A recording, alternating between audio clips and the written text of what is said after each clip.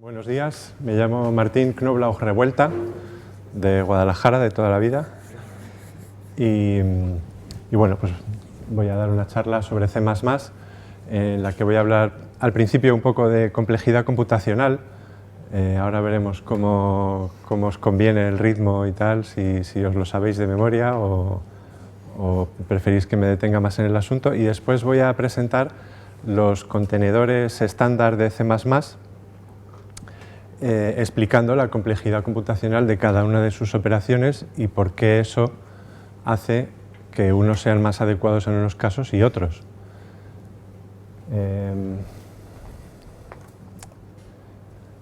Antes de nada, ¿por qué C++? ¿Por qué trabajo programando en C++? Bueno, pues por velocidad, porque es el que se traduce a lenguaje máquina de una forma más fácil y por tanto es muy rápido, tiene muchas optimizaciones que puede hacer el compilador y le saca mucho jugo a la máquina. Por el consumo de memoria también, consume poca memoria. Se puede hacer un diseño estupendo de las aplicaciones actualmente gracias a todo lo que ha avanzado C++. Y eso proporciona una escalabilidad, como decía el ponente anterior, no vertical ni horizontal, sino hacia adentro, en este caso, porque es simplemente cómo explotar más la misma máquina que ya tienes sin comprar una nueva y sin comprar otras máquinas. Entonces, escala también horizontalmente, es decir, donde yo trabajo, pues lanzamos cálculos a un grid de computación de no sé si 100 o 200 ordenadores, no lo administro, pero lanzamos los cálculos allá con C++ y bueno, sacándole el máximo partido a cada uno de ellos, pues sacamos el máximo partido global. Luego, entre medias, en la conexión hay distintos protocolos, distintos lenguajes, virtualizaciones, hay 1000 historias, pero al final el núcleo de cálculo, si lo hacemos en C++, va más rápido.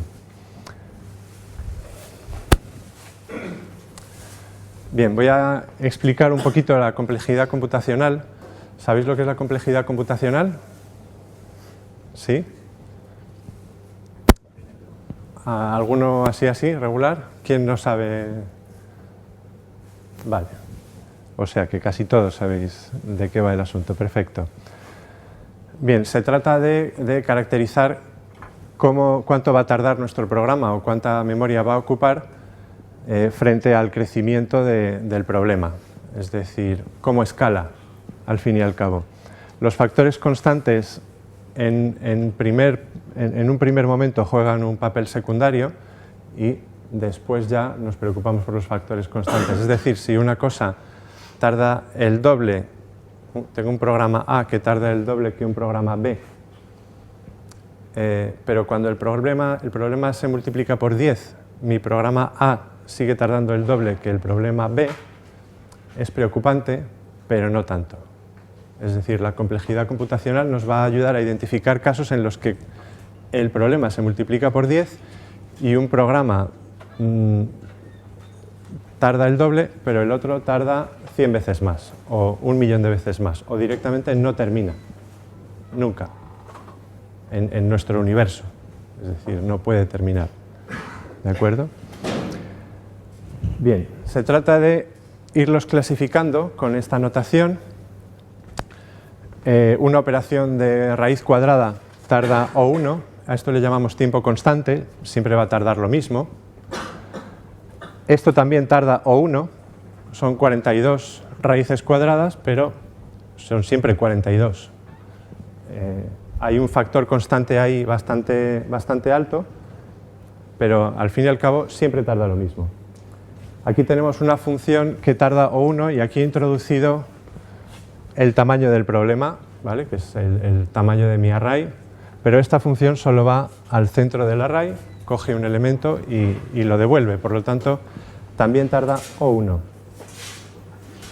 Esta otra función también recibe un array del mismo tamaño y esto de aquí es 2 elevado a 30, es un número enorme, entonces va a hacer toda esa cantidad de veces, va a ir a una posición aleatoria del array, va a coger el valor y lo va a sumar, ¿vale? Eso es una auténtica barbaridad, tarda un montón, sigue siendo tiempo constante, pero con un factor muy alto, es decir, esto tarda un montón, entonces sí los tendremos en cuenta.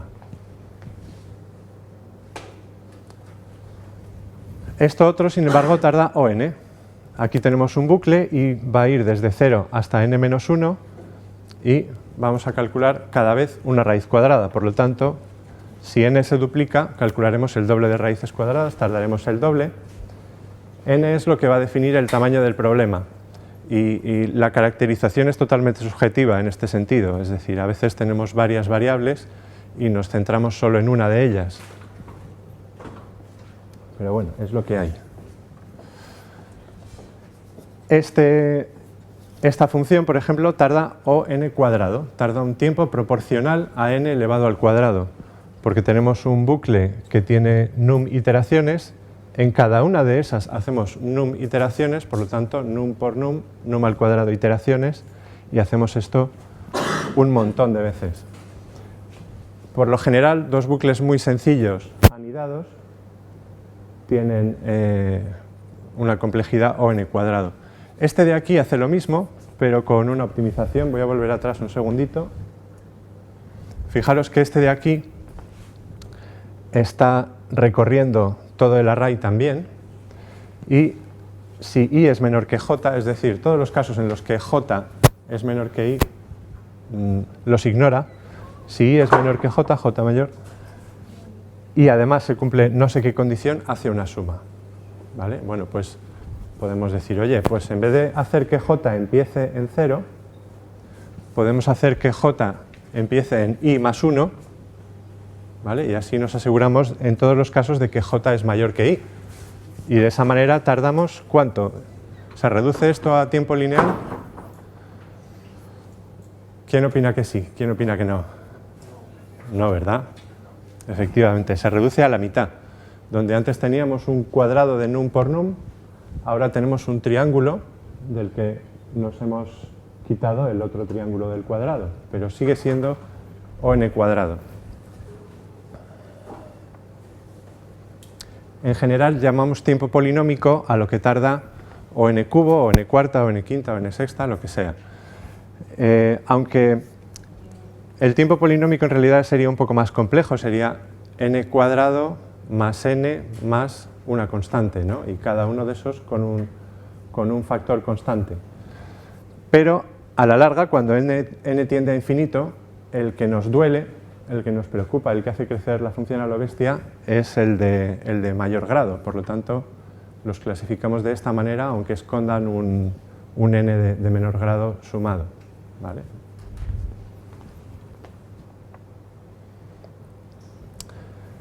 Esta de aquí, por ejemplo, sin embargo, tarda tiempo lineal.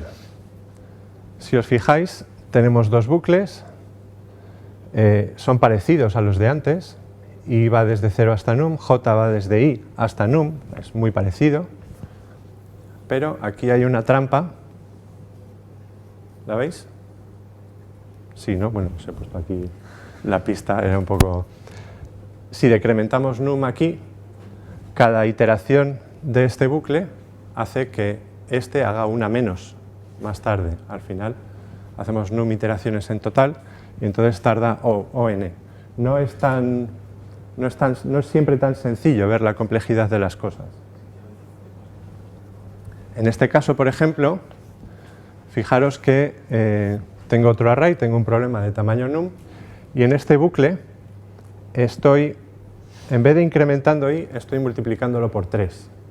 Entonces en la primera iteración vale 1, lo multiplico por 3, vale 3, en la tercera va a valer 9, y así sucesivamente. Por lo tanto, si num vale 100, por ejemplo, pues ¿qué va a hacer? 4 o 5 iteraciones. El número de iteraciones que va a hacer es del orden del logaritmo en base 3 de n. La base nos da igual, la base es un factor constante, ¿vale? Ya sabéis que el logaritmo de x en una base y el logaritmo de x en otra base guardan una relación de proporción constante, así que no hablaremos de él y diremos que es complejidad o logaritmo de n, complejidad logarítmica. Combina con lo demás, es decir, si aquí tenemos otro bucle parecido, en este caso estoy desplazando m hacia la derecha, lo desplazo un bit hacia la derecha, que equivale a dividirlo entre 2. Y aquí tengo un bucle normal y corriente que hace num iteraciones, por lo tanto, este de aquí da el factor log n y el bucle sencillo da el factor n multiplicado por log n. Es peor que una complejidad logarítmica, pero mejor que n cuadrado, por ejemplo. ¿Vale? Bien, además es importante que vamos a utilizar esta notación para caracterizar tanto el tiempo consumido como la memoria utilizada. Y tenemos que distinguir el peor caso, el caso medio y el mejor caso. Por ejemplo, quicksort, ¿vale? El famoso quicksort que lo usamos en todas partes porque efectivamente es el más rápido y con las memorias cachés más todavía, etc. Bien, pues quicksort tiene un caso medio que es ON log n, ¿vale? Es complejidad linearítmica, pero tiene un peor caso que es ON cuadrado. Y eso es una faena. Tú no puedes embarcar en un avión, en un software crítico, un algoritmo que tarda poco habitualmente, pero que podría tardar mucho algún día. Porque, oye, que se da el caso y muere gente, ¿no? O mandas un satélite por ahí y, oye, pues algo depende de que cierta operación termine a tiempo y no termina a tiempo, se queda bloqueado, lo que sea, y tu satélite se transmuta en piedra así de golpe. Has lanzado una piedra, la tienes en órbita, estupenda. Bien, heapsort, sin embargo, tarda como el triple que quicksort, más o menos, de media, pero su peor caso es n log n, ¿vale? Es de la misma complejidad que el caso medio, por lo tanto es bastante más confiable. Por eso hoy en día en muchos lenguajes, no voy a decir todos porque ya sé que otros usan teamsort, pero en muchos lenguajes se usa introsort, que lo que hace es implementar quicksort y va vigilando los niveles de recursividad y cuando detecta que podría estar acercándose a un peor caso, cambia y aplica heapsort inmediatamente. Entonces, tarda más, pero no cae en el peor caso, que siempre es ON cuadrado en quicksort. Y luego también nos importa el mejor caso. Heapsort tiene un mejor caso también n log n, porque heapsort le da la vuelta a los elementos para después volverlos a colocar. Entonces hace como dos pasadas y nunca tarda tiempo lineal. Cuando conocemos algoritmos de ordenación, que si los datos ya están ordenados, tarda tiempo lineal. ¿Vale? Pues smoothsort es una variante de heapsort que tarda tiempo lineal. No se usa o se usa poco porque es muy complejo y en fin, es difícil de entender. También tiene un factor constante alto, o sea que no es la panacea. Ningún algoritmo es la panacea, pero hay que saber estas cosas. A menudo se habla de un tiempo amortizado. Vamos a hablar hoy de tiempo amortizado. Es un tiempo medio para una operación que se repite mucho y que sabemos que en los usos habituales, cuando la utilicemos de forma repetida, el peor caso nunca se va a dar una vez y otra vez y otra vez y otra vez, sino que vamos a tener un mejor caso, un caso medio, y de vez en cuando se va a dar un caso malo. ¿Vale? De forma que en suma, al repetir esa operación muchas veces, tenemos la misma complejidad que en el caso medio, garantizado. Aunque en alguno de los casos individuales tenemos complejidad n cuadrado o lo que sea. ¿Vale? Es decir, que lo malo de los casos malos es compensado por los buenos. Son suficientemente pocos como para que su coste se reparta y entonces tengamos un tiempo amortizado. Bien, los contenedores estándar de C++. Voy a hablar de todos estos y de alguno más. Tenemos el vector, que es nuestro array, el deke, que es un, bueno, deke o dec, a mí me sale deke, lo siento. Es una especie de array en el que podemos insertar y añadir al principio y al final. El vector y el deke permiten acceso aleatorio muy rápido, podemos ir a la posición que se nos antoje cuando queramos, pero no podemos insertar rápidamente en mitad de ellos. Al contrario que la lista nos permite insertar o extraer elementos muy rápido en cualquier posición, pero es lenta cuando queremos saltar de un sitio a otro lejano. Tenemos que ir recorriéndola elemento a elemento. Luego tenemos los de diccionarios, árboles, como los queréis llamar según de qué lenguaje vengáis. El mapa, el conjunto, el multimapa, el multiconjunto y las versiones hash, que en C++ se llaman unordered. ¿Y lo de STD hace referencia a la Standard Library o no tiene nada que ver? Sí, totalmente. Perdonadme si os aburro con ello, lo he escrito por todas partes, pero sí, es la librería estándar y es lo que escribimos cuando instanciamos objetos de este tipo. Entonces, tenemos la opción de evitar el ruido poniendo using namespace std, punto y coma, y de ahí para abajo en todo el programa ya podemos omitir std. En fin, va en gustos, ¿eh? A la larga el tema de poner using cosas puede traer complicaciones cuando manejas millones de líneas de código y las cosas no sabes de qué librería vienen y no tienen esa cualificación. Bien, hablaré de otros elementos, como los iteradores, que supongo que conocéis todos, porque me imagino que mayoritariamente programáis Java, ¿no? ¿No? ¿No? Ah, fantástico. Ah, muy bien. ¿Alguien no sabe lo que es un iterador? ¿Sabéis todos lo que es un iterador? ¿Sí? De acuerdo. Bien, los adaptadores, que son como otra versión de los contenedores que se apoyan en los anteriores, pero que en realidad en sí mismos no son contenedores, son azúcar sintáctica prácticamente. Hablaré de los comparadores, que son importantes, y de los allocators o reservadores, o como los queráis llamar, para reservar memoria. Bien, el vector usa memoria contigua. Esto es muy importante y es la clave de su éxito. Casi nada gana un vector en prácticamente todos los usos. Es decir, en su terreno no le gana nadie al vector, que es en acceso aleatorio.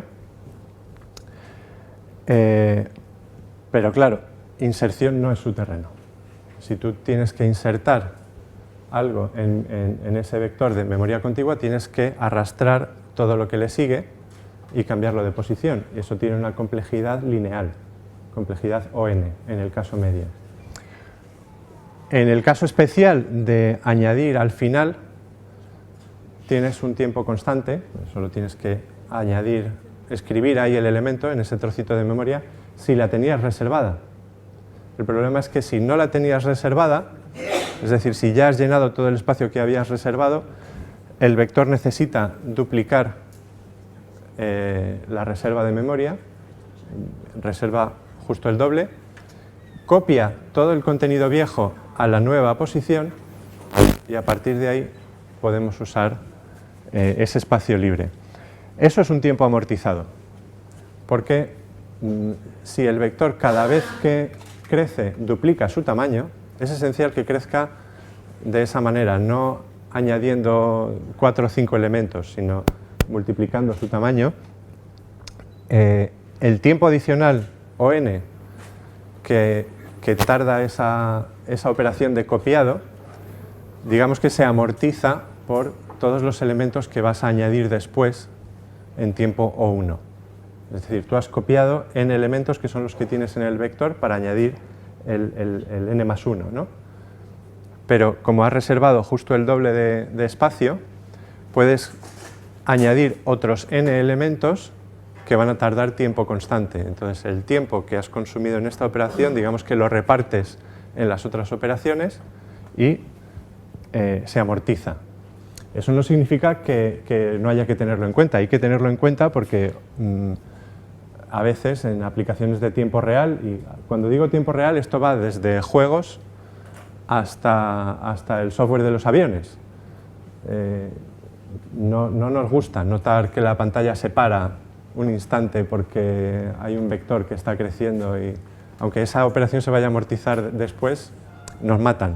Estamos ahí pum, pum, pum, pum y de repente te quedas bloqueado y cuando te vuelves a mover ya te han matado. ¿No? Pues no mola. Bien, voy a mencionar a este respecto 3 métodos importantes del vector que son size. Size nos da el tamaño en uso, el número de elementos que estamos usando dentro del vector. Reserve aumenta la capacidad reservada como mínimo hasta la que le estamos pidiendo. A lo mejor reserva más. Es decir, si nosotros tenemos n y le pedimos que reserve 4 más, pues a lo mejor va y reserva 2n. ¿Vale? Y capacity nos dice cuánto tiene reservado. Podemos ignorar totalmente reserve y capacity y trabajar solo con size, preguntar el número de elementos que hay, podemos añadir elementos al final. Incluso la interfaz nos permite insertar y borrar elementos, pero tarda mucho. ¿Vale? Pero no tenemos por qué preocuparnos de reserve y capacity, en principio. Ahora, si nosotros sabemos que el vector va a alcanzar un tamaño determinado, pues ¿para qué esperar? Le decimos que reserve todo ese espacio y a partir de ahí todas nuestras operaciones de añadir elementos van a tardar tiempo constante. Eso es fantástico. Agranda automáticamente la memoria, lo hace copiando los datos o moviendo los datos.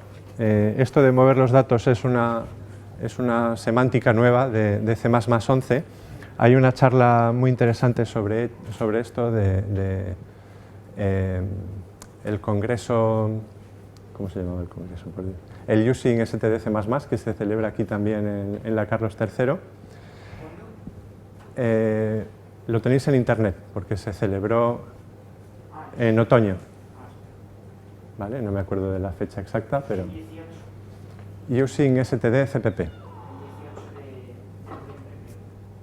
Pues el 18 será. La semántica de movimiento consiste en esos objetos que copiamos, a veces no son muy grandes en memoria, es decir, su estructura principal es pequeñita, pero esa estructura principal tiene punteros a memoria dinámica que tenemos por ahí volando y eso sí ocupa mucho.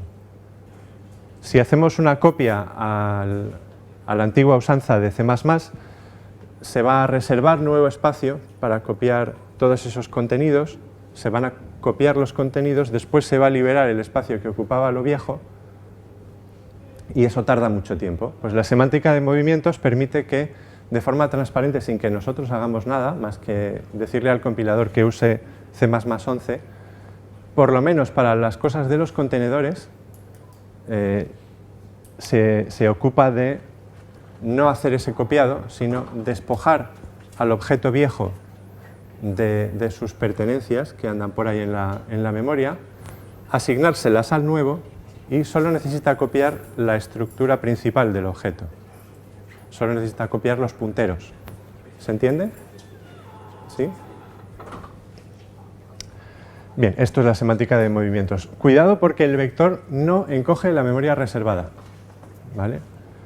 Y eso se debe a esto de aquí. Hay una propiedad muy importante y muy interesante en todos los contenedores, que es cuándo se invalidan sus iteradores. Los iteradores son un concepto un poco extraño, es algo que utilizamos desde fuera del objeto, pero está apuntando a las tripas del objeto.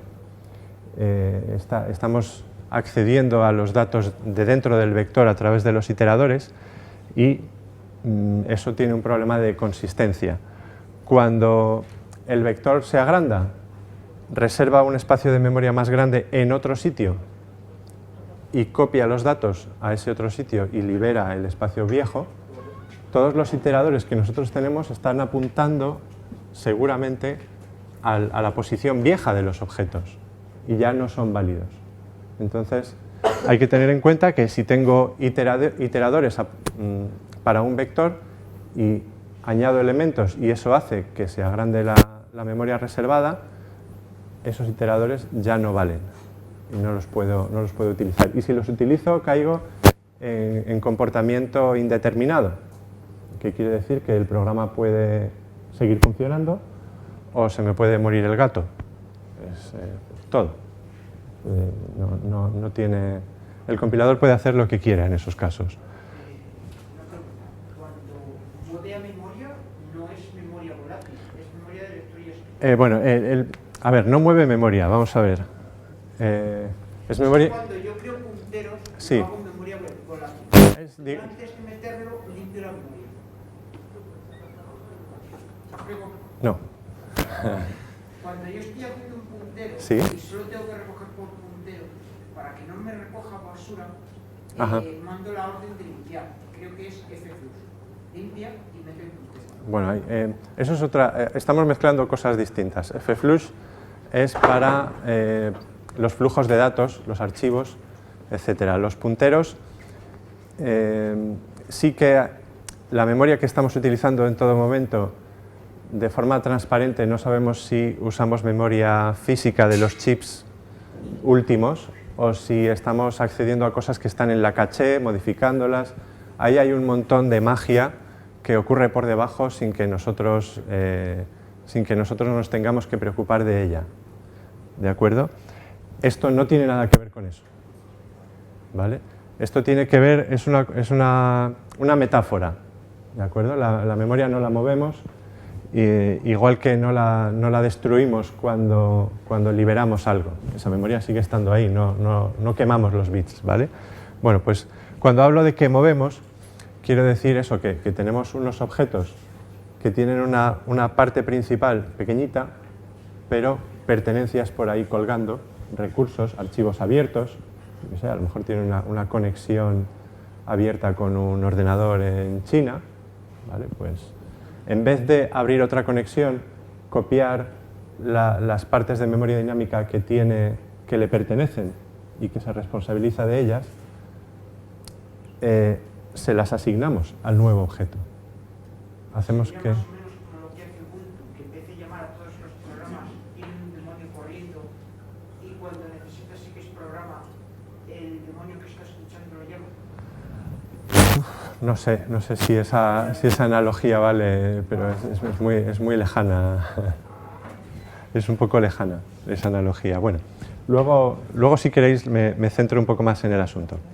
De todas formas, os recomiendo que miréis la charla de Kai Koya, del Using STD++, del último. Tenemos una función nueva en C++11 que es encógemelo a la medida de lo que tiene dentro el vector, ¿vale? Entonces, eso es fantástico. No es vinculante, es decir, que la librería estándar podría no encogerlo o encogerlo, pero no exactamente al tamaño que le hemos pedido, pero bueno, permite una optimización, ¿vale? Porque por lo general me preocupa, o sea, si yo tengo no un vector, sino 200 vectores metidos en una colección de otro tipo, que puede ser otro vector o otro lo que sea, y voy pasando datos de unos a otros y cada uno de ellos puntualmente tiene un tamaño muy grande, pero luego se quedan muy pequeñitos. ¿De acuerdo? Pues cada uno de ellos tiene un buffer enorme reservado y en total ocupan un montón de memoria que yo no necesito ocupar. Entonces podría ir llamando a shrink2fit de vez en cuando para que la reduzca. Si shrink2fit encoge, copiará y se invalidarán los iteradores también. ¿De acuerdo? Venga. Bueno, perdón. podemos hacer el equivalente a string to fit hoy en día sin C++11, pero con alguna trampeja, básicamente creando un nuevo vector e intercambiándolo con el viejo. Los iteradores son muy pequeños, solo ocupan un puntero. Por lo general, bueno, en Visual Studio, por ejemplo, en la versión debug, pues ocupa como 3 o 4 punteros. Él mete ahí sus cosas mágicas para al depurar poder hacer comprobaciones, pero en la versión release lo reduce a solo un puntero. Y esto nos importa, me diréis, joder, pues si son 2 palabras o 3, pues esto importa por la escalabilidad. Imaginad que yo creo un vector de iteradores a otro vector y le añado un montón de ellos. Vale, pues me preocupa cuánto ocupan, porque si tengo miles y miles o millones, pues no me da igual que ocupe el cuádruple. Un vector vacío solo ocupa 2 punteros en GCC, por lo menos. Un puntero al principio del bloque reservado, otro al final del bloque reservado y otro a la posición donde insertaría el siguiente elemento. Si el puntero finish es igual a end of storage, quiere decir que está lleno. ¿Vale? Que tendría que reservar más memoria si añado otro elemento. En Java tenéis un vector antiguo y un array list nuevo. Me ha llamado la atención al mirar la documentación, he estado buscando a ver cuáles son los equivalentes, porque yo estudié Java, pero lo tengo olvidadísimo. Dice que el vector incrementa su tamaño en bloques de un tamaño fijo. ¿Vale? Pues esto no es suficiente, así no se amortiza el tiempo lineal que tarda esa operación. Tiene que duplicarlo como hace el array list. De hecho, aquí está este comentario que los detalles de crecimiento no se especifican, más allá de que añadir un elemento tarda un tiempo amortizado constante. Es decir, que lo duplica, o lo triplica, o lo que sea, pero que lo hace crecer multiplicativamente. Bueno, además, perdonad que incida, no sé cómo son las tripas, cómo está implementado Java, pero hay un detalle importante en comparación con el vector de C++. En el vector de C++, si nuestros objetos solo usan su propia memoria, no tienen punteros a cosas por ahí, están de verdad en memoria contigua.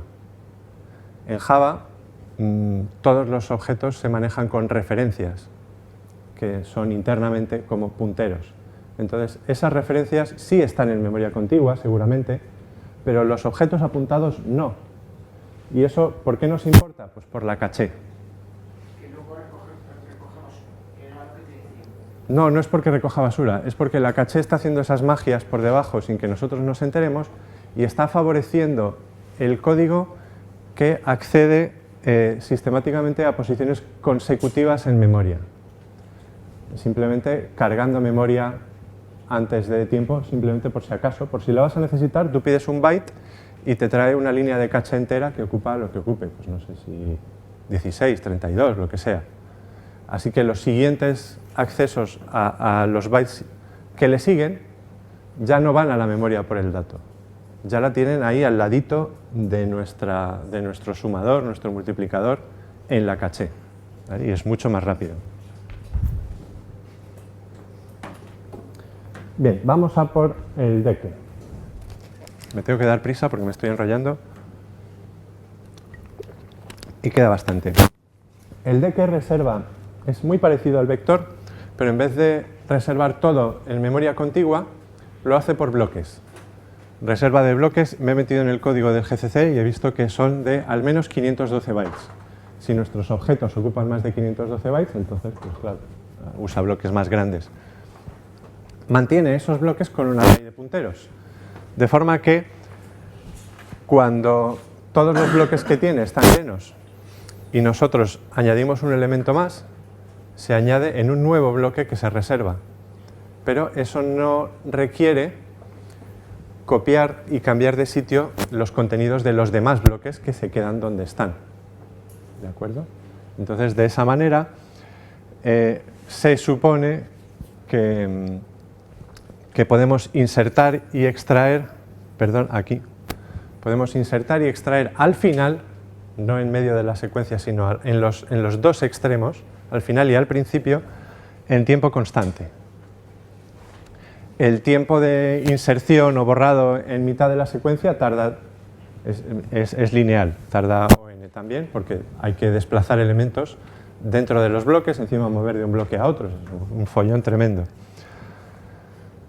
Hay una trampa aquí, porque el tiempo, el estándar exige, además que, no lo tengo aquí, ¿será posible?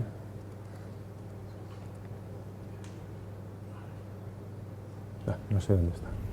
El estándar exige que el deque pueda añadir elementos o extraer en los extremos de la secuencia en tiempo constante. Pero también tiene que hacer acceso aleatorio en tiempo constante. Para hacer acceso aleatorio en tiempo constante necesitamos mantener todos esos bloques localizados con punteros que tenemos en un array de memoria contigua. Ese array tiene un tamaño reservado X y se llena.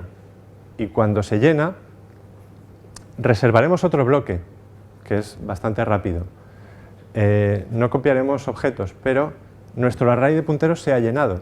Este sí tenemos que moverlo, reservando otro array de punteros más largo. Y este, lo siento, pero tiene un tamaño lineal en relación con el tamaño total del deque. Así que tarda ON. Técnicamente, matemáticamente, es tiempo O1 amortizado, porque en algunos casos va a tardar ON. Esos casos son muy reducidos.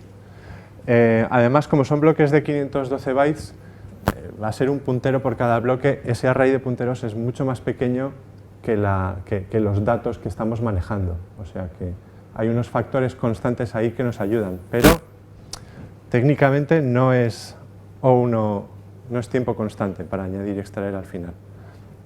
Aún así es muy rápido. Y también se beneficia mucho de la caché porque los datos, aunque estén en bloques, están en memoria bastante contigua.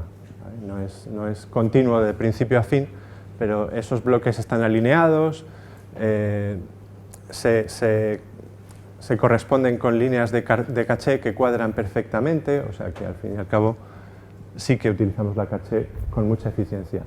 Hay un nivel adicional de indirección, es decir, cuando yo voy al elemento enésimo, en el vector solo tengo que sumar un desplazamiento a un puntero. Aquí tengo que coger el número n, dividirlo o hacerle una máscara de bits, ir al puntero que le corresponde para localizar el bloque que le corresponde y dentro de ese bloque ir al desplazamiento que toque para tomar ese elemento.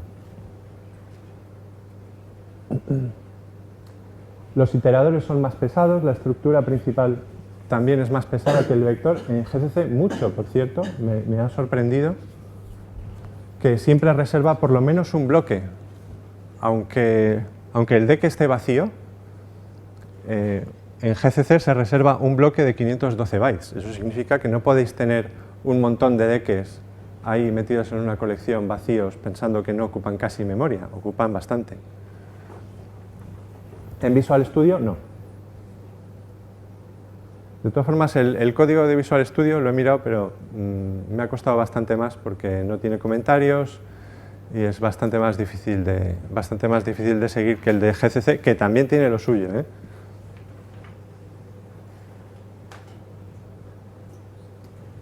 Bien, tenemos el array, que es un array convencional en realidad, pero revestido de la interfaz de los contenedores estándar. Es decir, que sintácticamente lo manejamos como un vector. Esto es muy útil porque así podemos hacer quita y pon con piezas, cambio el tipo de una variable y sin embargo el resto del código sigue funcionando o sigue compilando. Eso sí, tiene un tamaño fijo, no podemos añadir elementos indefinidamente. Es muy útil porque se le pueden aplicar algoritmos que están programados para el vector. ¿Vale? Entonces de repente dices, no, pues para esto yo sé el tamaño que va a tener, me equivoqué eligiendo el vector, cambio de opinión, cojo un array, reservo un tamaño constante y todo compile, funciona y es más rápido. La pila y la cola son adaptadores, son azúcar sintáctico totalmente, no tienen realmente nada más. Ocupan exactamente lo mismo que el contenedor encapsulado y la gracia es que nos dan una operación push y una pop, ¿vale? Que, bueno, si en la cola el push entra por un lado y el pop extrae del otro lado, por lo tanto necesita que sea un deque, y en la pila el push va por el final y el pop también va por el final, por lo tanto nos sirve un vector, ¿vale? Para ese caso. Se puede usar el vector en vez del deque, pero entonces los problemas del vector, que es que cuando añadimos un elemento tiene que reservar, copiar muchos datos, tal, pues nos duelen. El deque es más apropiado.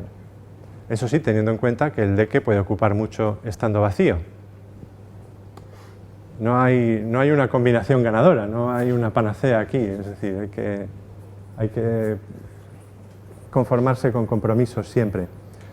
La cola de prioridad es muy interesante, es un heap, un montón, no sé si conocéis esa estructura de datos, es un árbol perfectamente balanceado en el que los elementos de arriba son mayores que sus hijos. Esa es la única condición.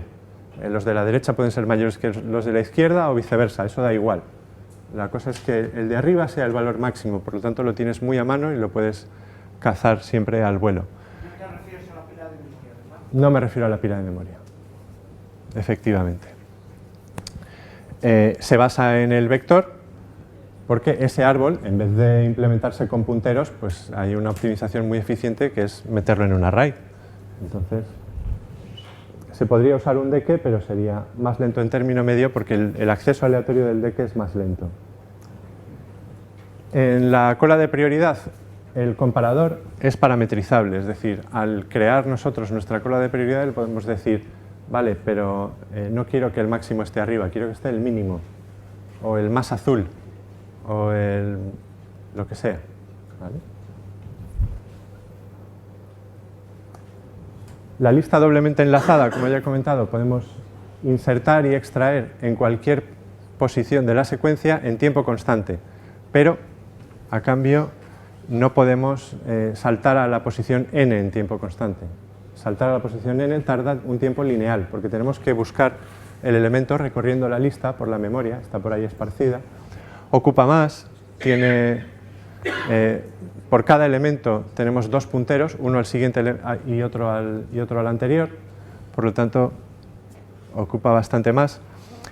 El vector siempre gana principalmente por la caché.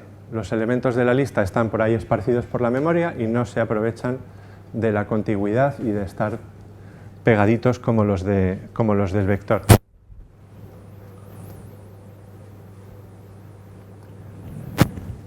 Esto ya lo he comentado, aquí estaba. Sí, el vector, hay un problema además, no, la lista, esto es la lista.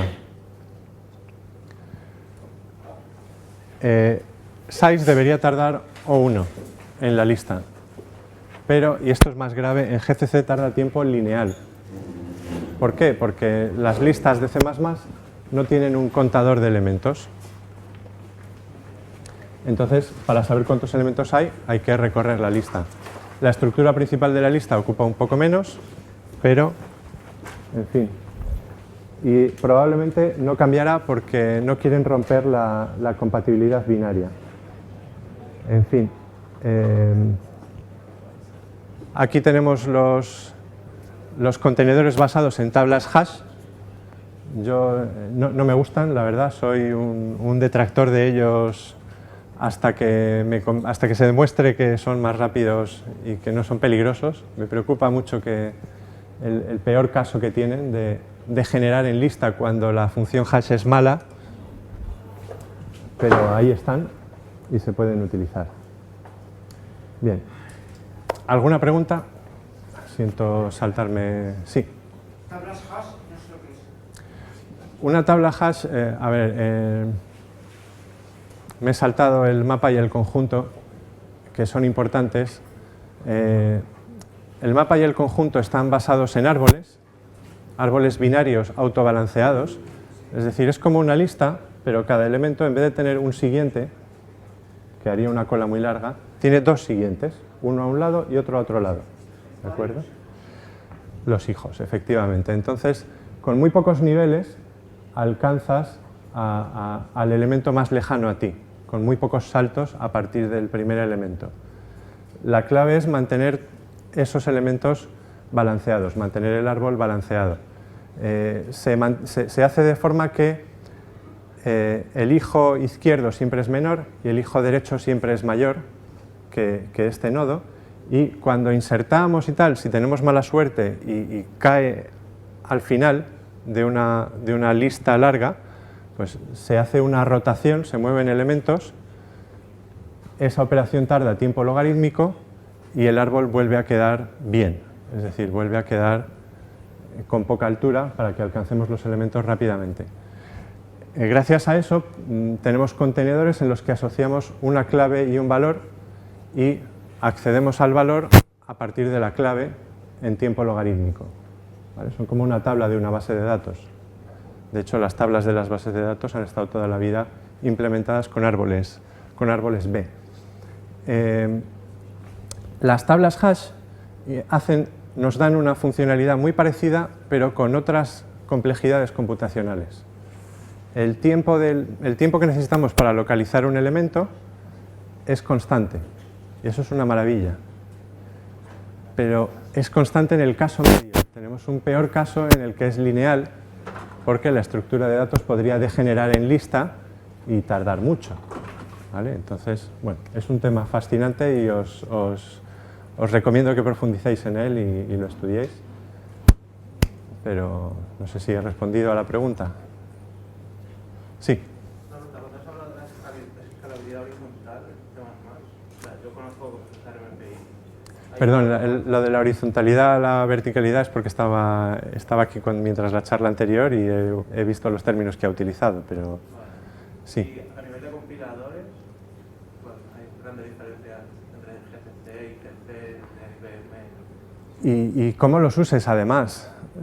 Son todos bastante buenos, pero hay pequeñas trampas como esta de la lista. Si tú utilizas el size de la lista contando con que tarda tiempo constante y luego tarda tiempo lineal, pues te duele. ¿Y hay alguno que gane especialmente o pierde? Sí. A ver, yo para hacer mis programas, que son gran cosa, utilizo Kenny. Es un editor. No, estamos hablando del compilador, no del editor. Esto es independiente. Son todos muy buenos, pero tenemos esa trampa. Si utilizas GCC, tu estructura de la lista ocupa un poco menos, ocupa menos memoria, eso es bueno. Pero si luego llamas a size, tarda tiempo lineal, eso es malo. Y en Visual Studio pasa al revés, la lista ocupa un poquito más, pero el size te lo da inmediatamente porque tiene un contador de elementos. Además hay una operación splice en C++ que coge un trozo de una lista, lo corta de esa lista, la lista la empalma y ese trocito lo empalma en otra lista. Independientemente de cuántos elementos tengas ahí, con GCC eso tarda tiempo constante. Sin embargo, con Visual Studio tienes que contarlos para decrementar el contador de una lista e incrementar el contador de la otra, así que tarda tiempo lineal. Y a nivel de optimizaciones automáticas, No lo sé, nunca he hecho comparativas de ese estilo, no lo sé. Dos últimas preguntas. Sí, disculpa, la última pregunta que le haga ella. Ah, perdón, sí, dime. Y ya no tenemos tiempo para más. Si hay contenedores que están seguros para programación multithread, entre los de Boost y los de estándar. ¿Para programación multithread? Ah, multithread. Sí, multihilo.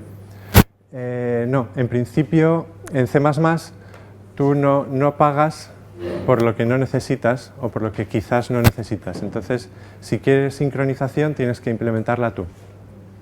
Tienes que poner un lock o lo que sea, protegiendo a tu contenedor, etc. Muy bien, pues muchas gracias a todos. Gracias. Por aquí.